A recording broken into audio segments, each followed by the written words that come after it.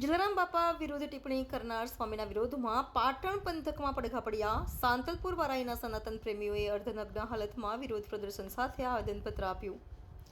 જલારામ બાપા વિરુદ્ધ ટિપ્પણી કરનાર સ્વામીના વિરોધમાં પાટણ પંથકમાં પણ પડઘા પડ્યા છે. ત્યારે શુક્રવારે સાંતલપુર વારાહીના સનાતન પ્રેમીઓએ અર્ધનગ્ન હાલતમાં વિરોધ પ્રદર્શન સાથે વારાહી મામલતદારને આવેદનપત્ર આપી સ્વામિનારાયણ સંપ્રદાયના સંત જ્ઞાનપ્રસાદ દ્વારા વીરપુર જલારામ મંદિર ખાતે જઈને જાહેરમાં માફી માંગે તેવી ઉગ્ર માંગ કરી છે.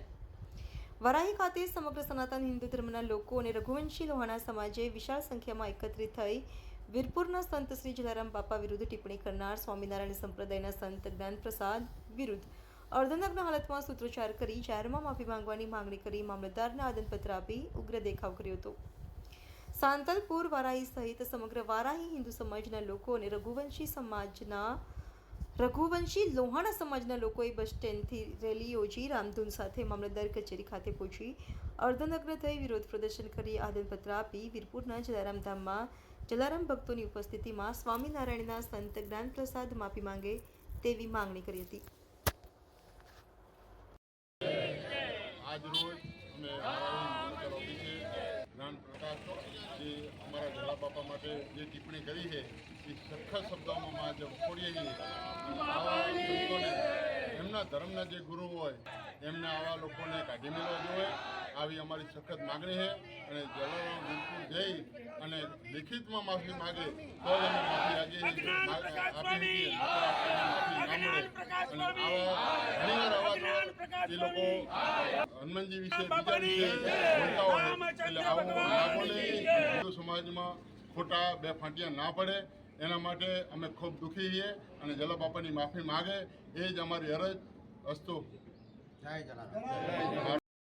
ઓકે.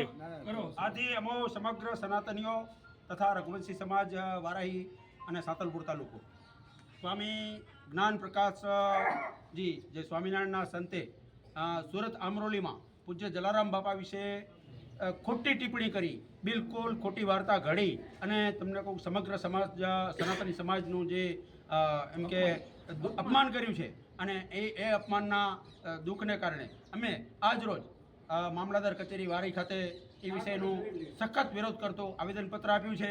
અમે એવી માગણી કરીએ છીએ કે આ વત્સલ સ્વામી પૂજ્ય જલારામ બાપાના જગ્યાએ જઈ અને લેખિત અને એના ચરણોમાં નમન કરી અને હૃદયથી માફી માંગે તો જ એને માફી મળે, આવી અમે બિલકુલ તીવ્રતાથી માગણી કરીએ છીએ. બોલો જય જલારામ બાપા. ભાઈ દેવચંદભાઈ વારાહી ગોકલાણી. જે જ્ઞાનપ્રકાશ સ્વામીજીએ બાપા વિરુદ્ધ જે શબ્દો ઉચ્ચાર્યા છે એ ખૂબ નિંદનીય છે અને સંતોએ સારી વાતો કરવી જોઈએ. આવી રીતે સમાજને સનાતન ધર્મને નુકસાન થાય એવી વાતો એમણે કરવી ના જોઈએ.